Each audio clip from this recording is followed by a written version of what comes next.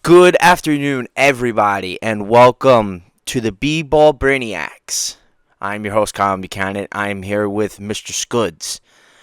Mm-hmm. Uh, What's so, going on, everyone? Today is actually marking 2 weeks of the NBA season, and we actually could not be more thrilled that we're officially in the first 2 weeks of the NBA season. Chris, how you doing? Good, good. Hanging in there. Well, obviously the Lakers won last night. I mean, that should at least make you a little bit happy.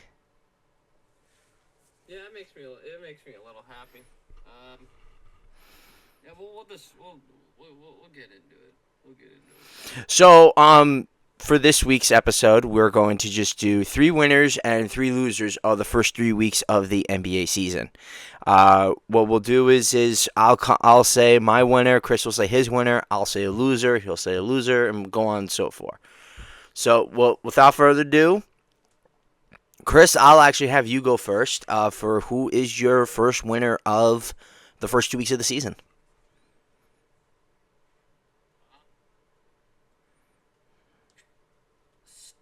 I gotta go with. I mean, it's tough. We've had some surprise teams. We've had a lot of. I'm not gonna say. People might say Chicago. I think that's a fluke. I think I think that's a fluke. If I had to pick a winner, I'd pick San Antonio. Mm-hmm. 5-1. Wemby looks. He had 9 blocks the other night. He's gonna pretty much win Defensive Player of the Year for the night. He might win it like consecutively, like 4 years in a row. Like I don't think anybody really stands a chance to take that from him. I mean they're playing. They lost the other night. It was their first loss of the season, but they're playing really well. They're playing really well. The continuity's there. The players are all grown up. Like they're all thriving there. So I'm gonna pick them as my first winner. Well, so to actually back up, I totally agree with you on that. To actually back up on that, they're basically in the top 15 when it comes to opponent ranks as far as what they do on a defensive standpoint. They're first in points allowed, meaning like they give up the least amount of points, which is 108. They average 36 rebounds against them. They're first in blocks, which is almost three a game, and I guarantee you it's all because of Wemby. They're fourth in field goals made. Their and attempted is 85. Their field goal percentage is 44 and a half. That's amazing for a team in which Wemby, who's elevated his game for the first 2 weeks of the season. I mean, the only thing that I would have a concern with as far as Wemby for the first 2 weeks of the season, can he keep it consistent? Can he keep it until Christmas? Can he keep it until going to the All Star break? If he does, then yes, we are going to be talking about a conversation in which like Wemby actually might be the best player in the world, and he actually might win his first MVP. But in order to get there, we have to see on what he can do for the rest of the season, and if they can actually make the playoffs. Well, of course, that's true. But I think he's gonna do it. I think this is the year he takes the lead, and he doesn't have to. It's not like he doesn't have to average 32 to be the best player. He's so much better defensively than everyone else. If he just averages like 25 points a game, he is the best player in the league. Well, so he's averaging Like consistently. 26. He's averaging 26, 13 a game. So, and How many obviously blocks? how many blocks per game is he It's like averaging? it's probably 5. He is averaging currently. Let me actually just look at his stats real quick. He is averaging currently, as far as blocks go, 4.7 blocks a game. That's almost 5 blocks a game. That's Yeah. insane. So he's averaging 26 points a game with 1.3 steals, 4.7 blocks, 3.2 assists, 13.7 rebounds. The only thing that's a little bit concerning to me, despite the fact that he's just doing tremendous, is the fact that he's shooting 28% from the three pointer. But he's not really known as a 3-point shooter anyway. And I then think he, that I think that'll come. He can oh yeah, shoot. Like he 100%. obviously can shoot. And then he's shooting I just think he's very 52% confident from the shooting. field. 52% from the Yeah, field. So yeah. that's just Who's your winner? my winner of the week. I'm with the Milwaukee Bucks. And I'm going to ride with them throughout the season. I mean, like I said, this is going to be a very interesting, scrappy team. And they've pulled their way for the first 2 weeks. I mean, Giannis has been doing all the carry work, but the supporting cast that he has for this season is actually been doing pretty well. Like Cole Anthony is playing like on what he was in his first couple of years in Orlando. Gary Trent Jr. also doing his part. Miles Turner doing his part, obviously. I mean, when you look at the players per game, also Ryan Rollins, who, in fact, that he was a Warrior and then they cut him and he actually scored his career high against them. That's pretty funny. Actually, through the first 7 games of the season, you have 1, 2, 3, 4, 5, 6. You have 7 players of exempting Kevin Porter Jr., who just only played 1 game. He's averaging more than 10 points a game. So if Giannis stays healthy, and with the way that this team has been playing, this team can easily be a top 6 team. But here's another thing, and this is what I think could actually really happen. Giannis is averaging 34 points, 13 rebounds, and 7 assists per game. Like, he's doing, like, legitimately, he is doing the definition of a carry job. With his second best player being who? Miles Turner? Kyle Kuzma? Like, Yeah, he's carrying them right now, but I think they can be top. Yeah. Yeah, they can be top. They can be top 6. I mean, look, they're 5th in scoring right now. They're 2nd in field goals made, obviously because of Giannis and everything, and they're 2nd in 3-point percentage, which is 41% as a team. Like, that's got to be impressive for the team that's constructed around Giannis. Now, am I saying that this could be compared to, like, LeBron's early years in which, like, it was just him and then he just had a bad supporting cast? Yes. I think as we get deeper into the season, I think a lot of people are going to start that conversation. Like, if Giannis can have this type of a team, what are we going to expect from him moving forward? Is he going to get traded, or is he actually happy with the way that his team's playing and everything? So, like, I think right now the surprising thing is that the supporting cast for Giannis is actually doing a better job than we anticipated. And I think that to me is a winner because everybody thought like this team was going to win like 35, 36 games or something like that. And yet here they are at 6-1 to start the season. And Giannis is playing out of his mind. So, Yeah. who is your first loser? If you say the Lakers, No, I'm not gonna. okay, good, very good, very good. I'm gonna say Dallas. I knew you were gonna say that. Dallas 2-5. They got the injury bug right now.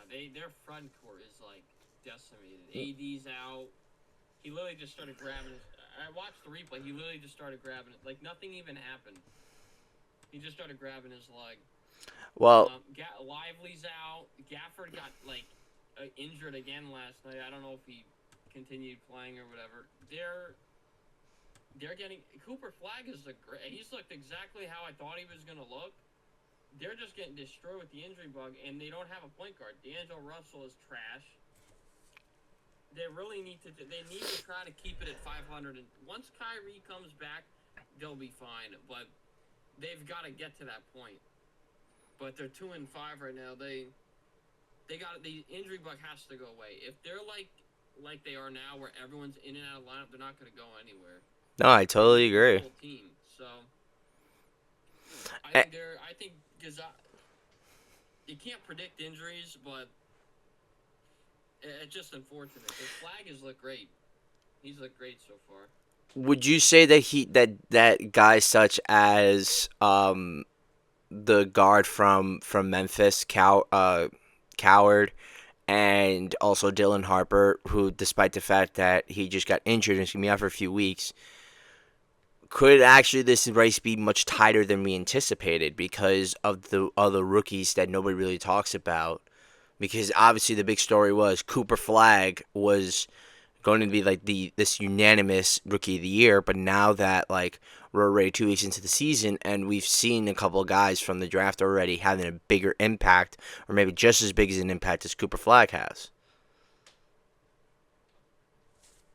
I still think he's gonna win. The Cedric Coward guy. Is he a rookie? He is. When was he drafted? He was drafted 14th, I believe. He was in the top. He was in the top 20. I don't think he can. And who's the other guy you said? Dylan Harper, who was the second overall I don't pick. think he's not gonna get it on a team with Wemby and De'Aaron Fox hasn't even played yet. Just keep that in mind. A lot of people are actually going to be very concerned when Fox returns on what his real role is going to be. Is he going to be the secondary? Because you got to realize he was a leader for the Kings. So Well, this is. Oh no, 100%. He knows that. He knows he's not. Absolutely. His team. He's the second guy. So, and Dylan Harper, his points, all of his shots are going to go down because Fox is going to get 35 minutes, 40 minutes a night.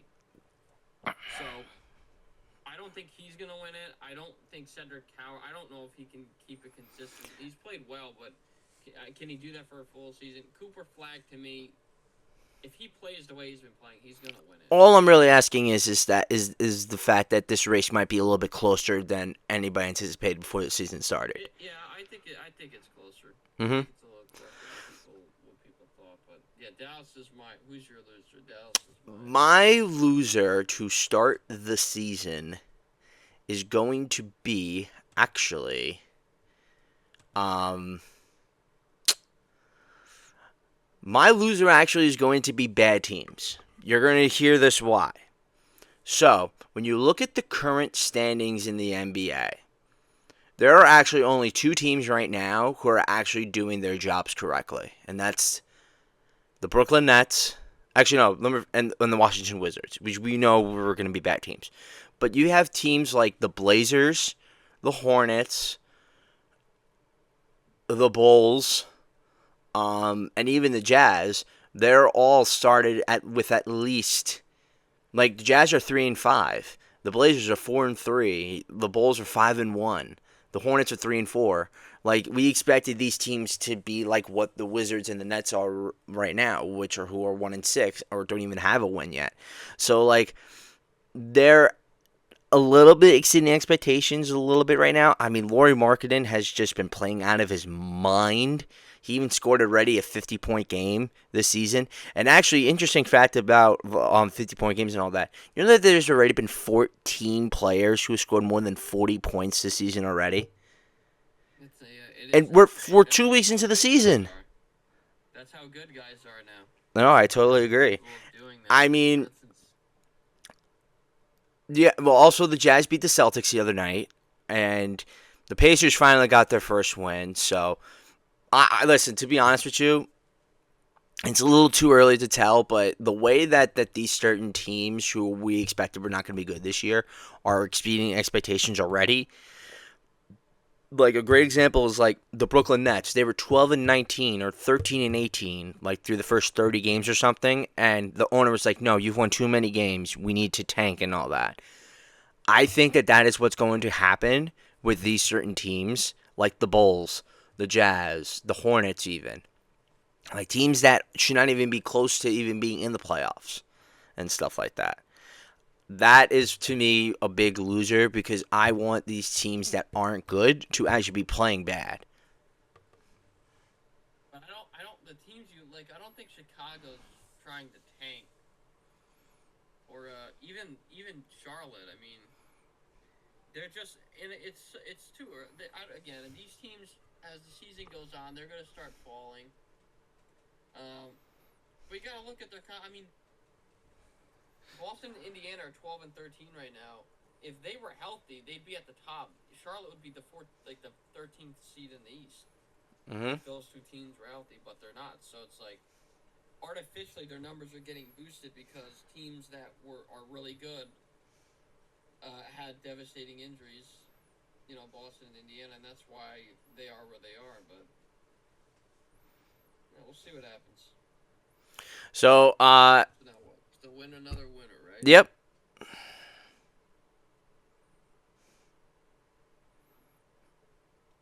I'm not gonna say OKC. I'm gonna say Philly, the Sixers. I love it. Number one in the East, 5-1. And Embiid is like, is he even playing? Like, I don't even know what You know he's he is doing. playing. Oh, VJ Etchicombe. That's the other player that I forgot to mention. Is he on a minutes restriction, Embiid? Embiid, yes. Paul George hasn't. Tyrese Maxey's single-handedly carrying that team right now. I wouldn't say single-handedly. Who does he got? VJ Etchicombe, who's been probably their second best player on the team. Who's he? He's the third overall pick from this past year's draft from Baylor. The player who scored the second most points in franchise history in their NBA debut. How many points is that? 34. Wait, for Philly. For Philly, yeah. VJ Edgecombe, Opening night. yeah, for opening night. Oh, okay. How Uh, much is he? What position does he play? he plays the guard. Oh. Right, was it Yeah, I'm 34? gonna say. What is he averaging? Do you know? Edgecombe right now.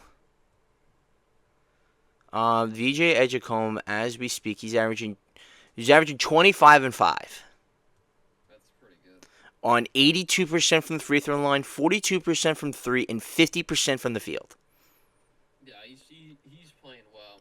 That is rookie of the year numbers. And you have to realize something. If he keeps the way that he's been playing, he actually would be on a short list of rookie of the year winners to average 25 and 5 in their first year. The last player I believe who did something like that, I don't believe Ben Simmons did in his rookie year. But the players that are coming to my mind is Tyreek Evans when he won in 2010. LeBron did it in his rookie year. I believe MJ did it in his rookie year, and I know Oscar Robertson did it in his rookie year. So that's a great freaking list to be in. I mean, exempting Tyreek Evans and everything, but VJ Edgecombe, I think, is going to be a player that is going to actually be once when we realize that Embiid is not who he used to be anymore. I think what's great about this team actually is that they found somebody else that they can actually rely on rather than Embiid. So now that you have this great backcourt in Maxey and Edgecombe, I think there's less to worry about when it comes to Joel Embiid, who's basically a shell of himself. But I don't think Edgecombe as a rookie is gonna. He's averaging 25 now, but if 25 they and 5. if they want to go anywhere, Embiid needs to be superstar Embiid. Like, I don't think you can rely on a rookie to give you 20, like, consistently 25 a night. I don't think that's gonna happen. But they're my other winner. They're my other winner. I did not think they'd be 5-1 with Embiid like in and out of the lineup pretty much, but they're playing well. My biggest winner I'm actually gonna go with is I'm gonna go with my team, honestly.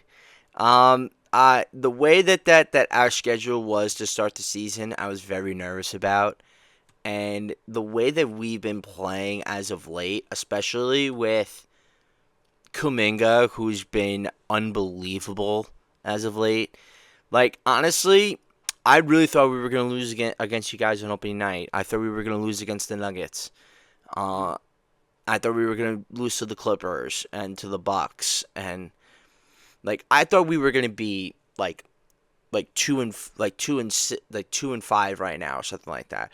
But we're holding our ground right now. I mean, Curry at his age is averaging 25 a game. Jonathan Kuminga, who I actually thought was going to be a toxic player coming into the season, he's actually starting to prove himself as being a reliable scoring option with Curry and everything.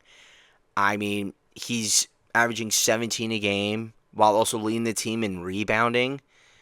So he's doing a better job than I anticipated. And And honestly, I couldn't be any more happier. An interesting fact also about Curry, he's leading the team in steals, which is 1.6, and he's not really known for his defense.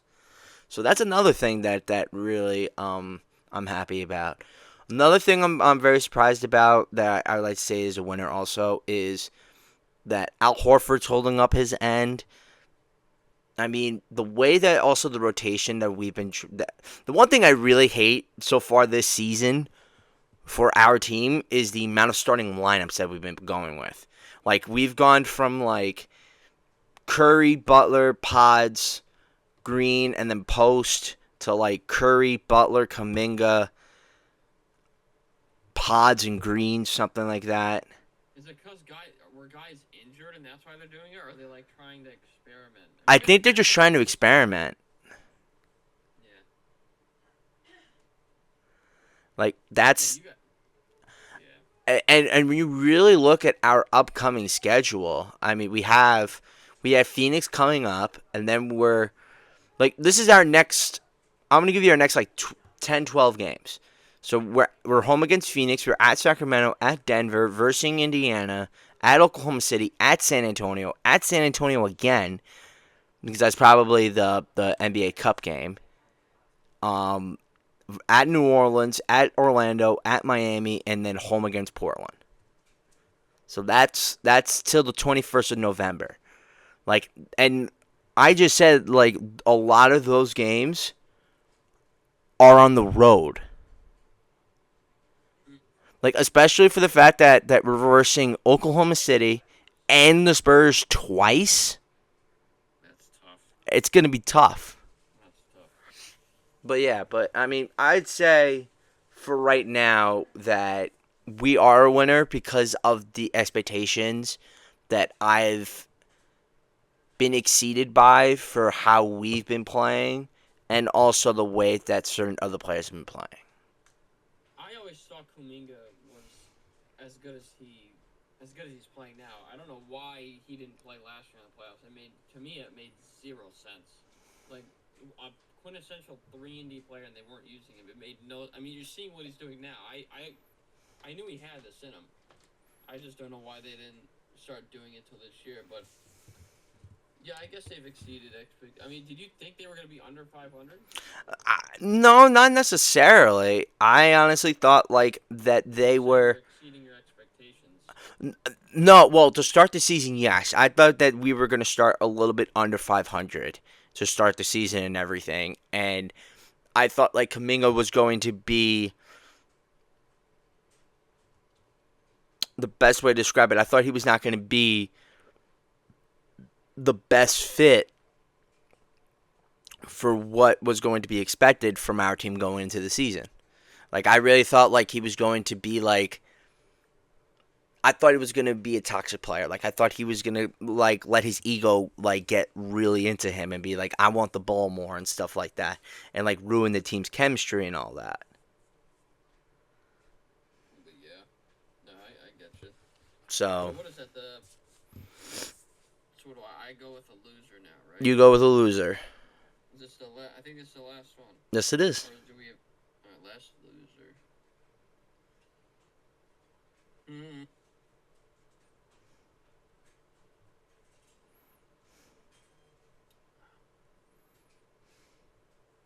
Another loser. You want me to go? Because I already have mine in mind. Yeah, go ahead. Memphis Grizzlies. Easily. Yeah, that's a good point. I mean, with this whole thing about Ja Morant, and now there actually are rumors that there are NBA teams monitoring the Ja Morant situation. What are we in year 3 of this whole saga with him in the organization? I mean, listen, Morant's been in the league for 6 years now. And yet he's had a lot of discipline issues. I mean, internally and externally in the NBA. When are we going to realize that Ja Morant is actually the problem for this team and not the Grizzlies themselves? I mean, when they made the playoffs in 22 and when they took us to 7 games, I really thought like that this was going to be the year like they were going to elevate their team and actually start to compete. But no, John Moran had to be stupid and all that and had to let his personal get to the best of him, and look where we are now. So also there's been some clashes between the coach and him supposedly during this past week. He's actually not really playing as well. I mean, he's averaging only like 21 points a game.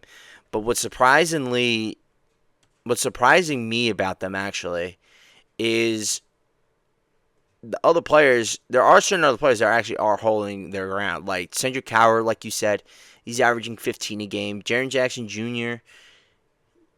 He's actually been pretty disappointing to start the season. He's only averaging 1.3 blocks per game, while only averaging 18 points a game, while only having 5.5 rebounds a game. For a guy who's already won Defensive Player of the Year, we're 8 games into the season, and that's the stat you put up as a Defensive Player of the Year guy. Like, come on. Like, this team on paper should not be 2-5. And the way that John Morant has been personally, I don't know about that. well, Ja has he's on borrowed time. I think he's gonna get traded from Memphis in the next year or two with all the clashing and everything. We talk about the personal stuff. I did think years ago that they were gonna be contenders, and then Ja just doing all the dumb stuff, like with the gun, and he's doing all this stuff. I don't. What could be so wrong in his personal life? The guy's rich.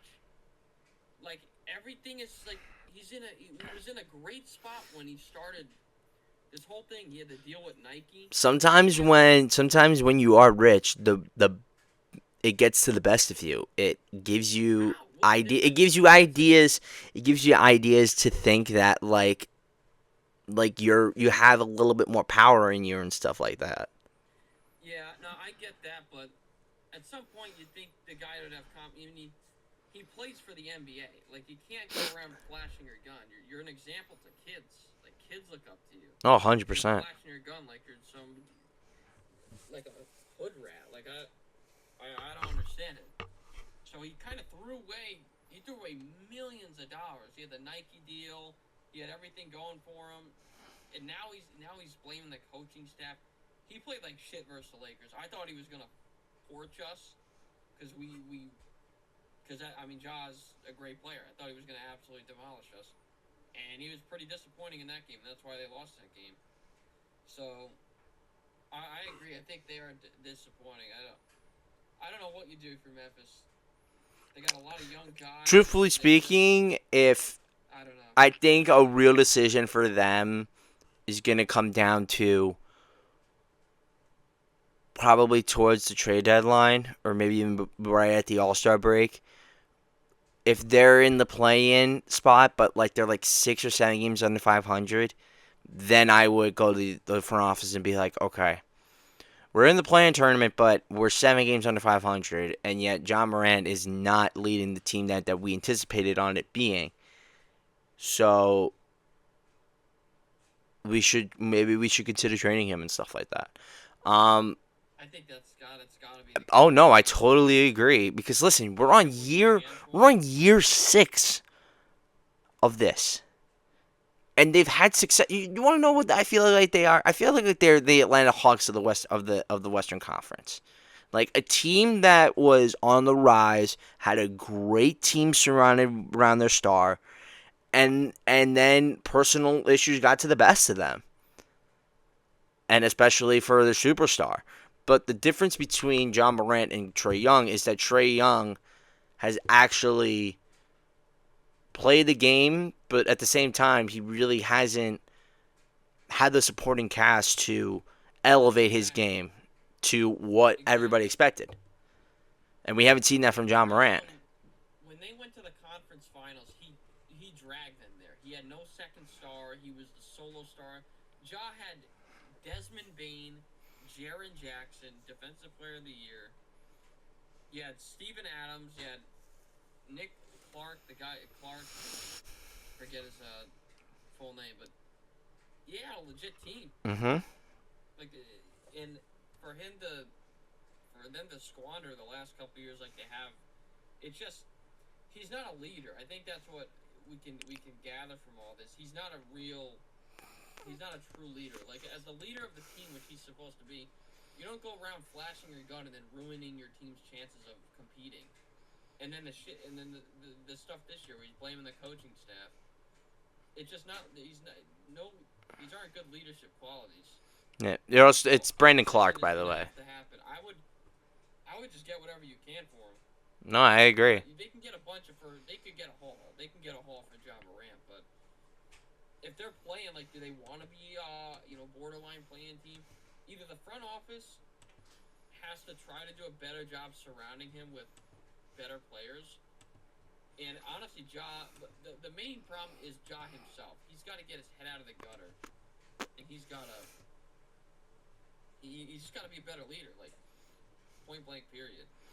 I agree. So that's the Grizzlies for you. Here, I can. Oh, I got my loser. Who? Orlando.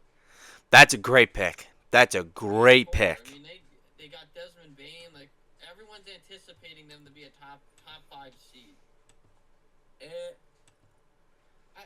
It's so hard because I mean, what are they? They're 3-4. Like they shouldn't be under 5. I will say they should not be under 500 with Ben Caro, Franz Wagner. You got Desmond Bain now. Jalen Suggs is there. Like they shouldn't be. They should be a top 5 firm team in the West In the East. So I would say that's my loser. Well, here's the thing. To start the season, here's the interesting actually about them. They haven't versed a single Western Conference team this season. They've versed Miami. They're about to verse Atlanta twice because they're playing the Hawks tonight. But here's the thing: the teams that they've lost to, the Hawks, the Bulls, the Sixers, and the Pistons. Their 3 wins have been against Miami, Washington, and Charlotte. I totally agree. I mean, this team should be 5-2 or something like that. And another thing too that I really think is actually gonna come to a certain standpoint. You're gonna have to start to think about whose team this really is going to be moving forward. I feel like with Magic situation, it's kind of like the Tatum and Brown situation, but like a tier below, because like Bancaro and Franz together it's a fantastic duo. But you have to come to a realization on whose team is it more of. Is it Franz's team? Is it Banchero's team? I get it, Banchero was a first pick overall, but and honestly, when you really look at the statistics, I mean, Banchero only has Franz in rebounds and slightly in just assists, but their points per game are just identical. Like Banchero's averaging 23 a game, while Franz is averaging 22 a game. So I think moving into this season, you're going to have to start to see who's going to be the true leader going down the road. I think it's been Caro's team. Oh, no, 100%. I do, too, think so. But I think the front office is going to have to start to see eye to eye on who is going to be the first player option and the second player option. Is it going to be Franz? Is it going to be Banchero? So, but listen, I think they'll eventually get their edge back. I think they'll play a lot better than a lot of people anticipate. I mean, especially because Bane, I know he's only averaging 14 a game, but wow. So his 3-point percentage is at 25 this season. For Bane? For Desmond Bane, it's at 25%. That's bad. Yeah, no, he's been in the 40s. Yeah. The last couple of years. That's maybe because the Magic are like a terrible shooting team, and I think they thought he was going to help fix that. Yeah, no, they were ranked like second to last in 3-pointers like May last year in percentage and everything. It's rubbing off on him because I guess so. He's not a 25% shooter from 3. He could just be in a little slump right now. But yeah, what do we got? One. We got one more winners. You're gonna really love my winner. I'm going with the Lakers. Okay. I'm going with the Lakers as what are they? They're 6-2. With last night they won. They're 6-2. I did not expect 6-2, especially with the LeBron. LeBron out is one thing, but then you lose Luka. Last night they didn't have Luka or Reeves, and to be 6-2, I did not expect that. Reeves is playing like a freaking MVP right now. He's Let me ask averaging you a like question. 36. If the way that Luka's gonna be playing for the rest of the season, statistically, is he the MVP? Yeah, if they're top three, yeah, if they're a top three seed, I don't see how anyone unless Wemby. If Wemby continues to average whatever he's averaging right now, and the Spurs are a top three seed, it's gonna be close.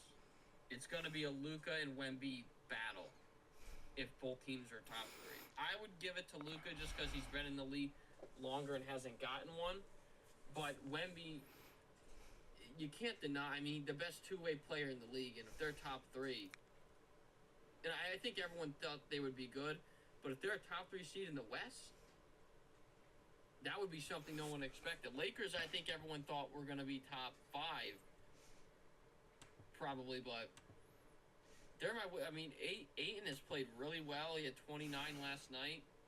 Rui's play. I think Rui, when the guys come back, he's way too passive. Like he needs to be looking for a shot when those guys come back. Yeah, It opens up the offense. I mean, I'm looking at the stat line for Aiden. 29 points, 10 rebounds, 2 assists on 14 of 19 shooting. Like That's amazing. From mid range, he is autumn when he's near the basket, he's making it like it's automatic. But I don't. With that being said, I still don't think they can compete. They have too many. Like Vanderbilt is again just the worst offensive player I've ever seen in any sport. Gabe Vincent, you don't really like. Gabe Vincent's not used correctly, like in any way. Like they use him like Ray Allen when the guys play coming off the screen, shooting the ball. He's a point guard. In the preseason, when he was running offense, he looked like Gabe Vincent of Miami. He was perfectly fine. If they're not going to use him like that, they need to get rid of him and get a skill set that makes sense. They need a 3-and-D guard, like a Royce O'Neal. That would be perfect from Phoenix. Royce O'Neal would be a really nice pickup if they could do that. But then again, Vanderbilt, he's got to go. He's just got to go. You cannot have someone that inept offense. We see in the playoffs. The guy gets played off the floor every single playoff run, every single time. Nothing will change. So he has got to go. They got to figure that out. But right now, I'm going with the Lakers. I thought they would have been like 1-5, especially when Luka went out. I thought like they were going to lose every single game, especially with the teams they played. They didn't play, Charlotte. Like they played Minnesota. Portland's not a tanking team. They want to win. Like they didn't trade Drew Holiday. They're a competitive team. Yeah, they're. Wait.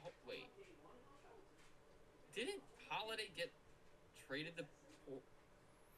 Yes, he got traded to Portland, which sent him from Portland to Boston. Isn't that weird? Yeah. That is weird. Because I swear I was like, he was traded to Portland before, and then they traded him away. But they're not trying to tank Portland, and they lead the league in steals. The Lakers? So I really thought, the Blazers lead. I heard that last night. They lead the league in deflections and steals. I thought, and they were full.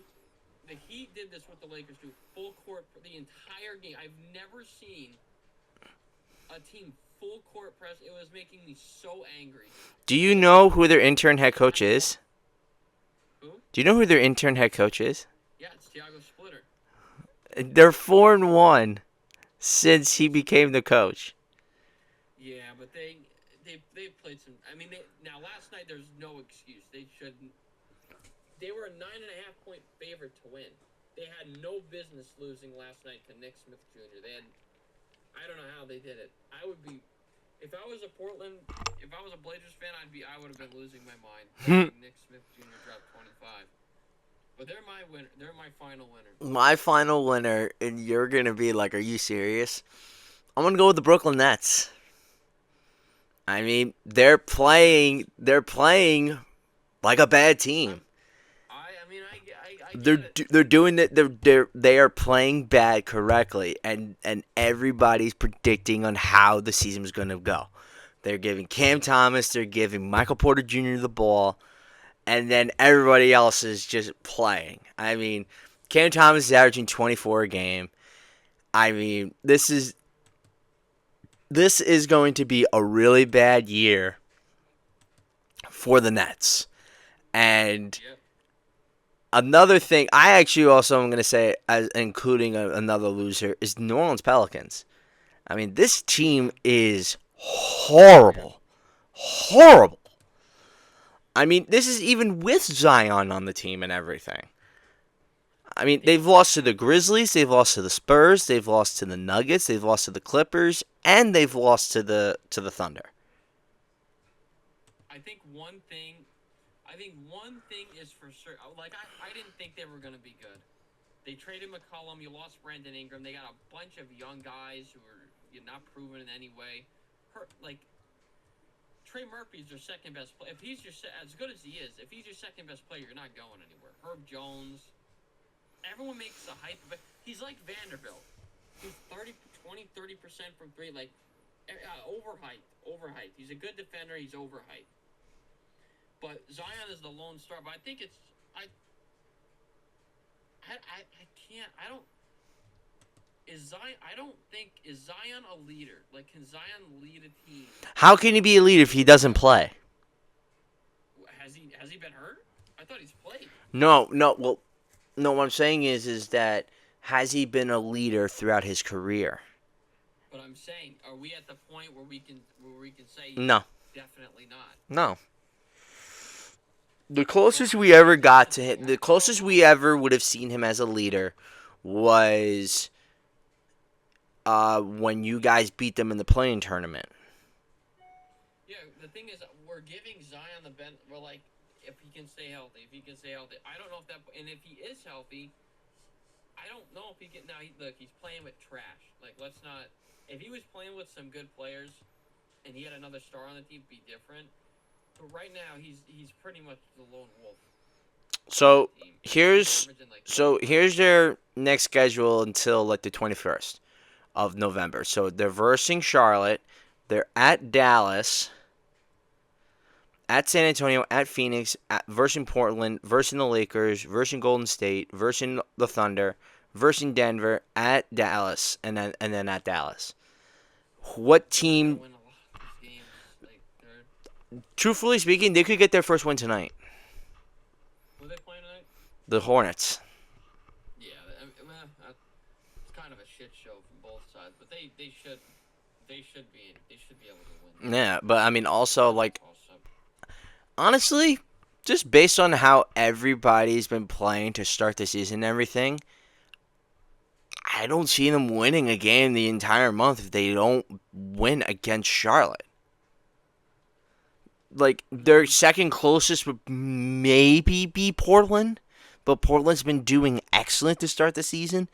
Maybe Atlanta since Trey Young got hurt. mm, Like this team is going to be bad. And yeah. like I said about John Morant, we're on year 6 of Zion. But I'm going to give you some facts about this team. They're 29th in points per game, which is 107. And you have to realize the Spurs are allowing 108. The Pelicans are averaging 107. They're averaging the lowest field goal percentage, which is 42%, and then their 3-point percentage is actually surprisingly okay. It's at 19th. Their true shooting is almost dead last, and their defensive rebounding is 28th, which is 27 a game. And their differential when it comes to anything offensively is last. So they're last in net rating when it comes to allowing points and points for, net rating against, rebounding, and an opponent rebounding. Like this team's bad. Yeah. Yeah. are trash. Was that whose loser was that? That was my losers. Mm. I had double losers. But Oh, so the winner was Brooklyn, and then okay, you went with the loser. All right, is that it or? I was actually gonna say maybe we do our old little thing that we used to do. Let's document some games for tonight. All right. So obviously, tonight is going to be a Wednesday night as usual in the NBA, as we have a few games. Oh no, it's a Tuesday night. I'm sorry, Tuesday night, as we have our NBC games. Let me ask you a question. How do you feel about NBC and all the new media deals and everything for the first I 2 weeks of the can't I season? can't stand it. This Peacock and Amazon Prime, So I can't stand so it. let me break this down for you. So Mondays is just Peacock. Tuesdays is NBC. But if the game goes into overtime and stuff like that, you can go over to Peacock. Wednesdays is ESPN, Thursdays is ESPN, and then Fridays Prime Video. And then once when the NFL season ends, it's going to be NBC on Sundays and then ESPN and everything else on Saturdays. Once when the NFL season ends. But so Yeah. that's just a breakdown for everything. And then all the NBA Cup games are going to be on Prime, which I actually love that idea because it gives us a sense that we really know when the games are going to happen. Yeah. So, but I just don't like it. But I mean, I understand it's more money. So I mean, I I'm going to understand be it. truthful with you. I think I'm okay with the media deals and everything. Like I liked NBC and what they've done so far this season as far as the production end of things. They really like tried their very best to bring the originality back to what it was in the 90s. I really love the Jordan segment that they're doing because it's from his perspective Right. and whatnot. I really love what they've done as far as like Prime Video and stuff like that, like with the 3D like court that they use and everything. That's or like the hologram or whatever it is that they're using during the halftime shows. That's awesome. So they're really doing a good job for what anybody was not really expecting going into this season. So I'm going to give kudos to the scheduling is gonna it's going to getting used to. Because remember, Yeah. Mondays we had NBA TV, Tuesdays and Thursdays we had TNT, Wednesdays and Fridays we had ESPN. But now that we've gotten to the swing of things, I think we're gonna start get used to what the media days are gonna be. So, but as far as tonight's games, we have one, two, three, four, five. We have 6 games tonight. First game up. I mean, well, I have it on my feed, so the first team up obviously is going to be my favorite team. So the Golden State Warriors versus the Phoenix Suns. That should be easy. You guys should win that. Okay. I'm going to take the Warriors. Yep. Next game up is the Bucks versus the Toronto Raptors. Mm. Toronto. I'm going. I'm going Milwaukee. I'm going to go with Milwaukee, too. Interesting fact, actually, about Giannis. This is actually his second career game-winning shot. The last one was in 2017 against the Knicks. Damn, he's only got two. He's only got 2. Yeah, that's the thing. They don't. They never went. They always went to Chris Middleton. Mm-hmm. Because Giannis, you know, he can play make for himself, but when it comes to the end of the game, he can't shoot. He had a turnaround fadeaway, which is not like him, but they ended up winning. But that makes sense. Yeah, no, I'm I going totally agree. Milwaukee. This is on NBC tonight. I actually think this is gonna be a great game, even though Trae Young's not playing in it. It's the Magic versus the Hawks, Oh, Trae Young's not playing. That's easy. which I actually think is going to be a very, very. I think going down the stretch. I mean, I think this is actually gonna be a good thing for the Hawks now because Trae Young's hurt now. He's going to be out for 4 weeks. So what? That gets him back to like the first week of December. Something like that, yeah. Yeah, but A week. yeah. I mean, Kristaps, he's been playing. Kristaps Porzingis has been playing pretty well. Jalen Johnson is playing like how he started last season and how he finished before his injury. So I'm gonna take the Hawks here because I mean the Magic, if they can't shoot the three and everything, this team is not gonna win this game. So I'm gonna take the Hawks in this one tonight. What did Trey get hurt with? I think it's like a sprain, like a severe knee sprain or something like that, or an AC joint, something like that, in his That knee. sucks. So because he banged into it with another player. So Yeah, sorry for um, Orlando, but and then the two best teams in the Eastern Conference as of right now, Sixers Bulls. I got Sixers. I'm They're gonna just too go. I'm crazy. gonna go with the Sixers. I think Edgecombe and Maxey are gonna do their thing, and I think it's gonna lead them to a 6-1 record. I definitely could see that. And here is my first document of the night. The New Orleans Pelicans will win their first game of the regular season as they are going up against the Charlotte Hornets. Lamar, I don't know. I am going with Charlotte. Okay. I think they're gonna win. And then for the final game of NBC, as it's on at 11 o'clock, that's another thing I don't like about this whole NBC thing. Like, if the game starts at 8 o'clock, the other game starts at 11 o'clock, and it's on Peacock and stuff like that. That I don't like. Yeah, But it's the really the late. final game is the Thunder versus the Clippers, and as we all know, the Thunder are the last remaining team undefeated. I think they stand. Remember, J Dub is still not playing in this.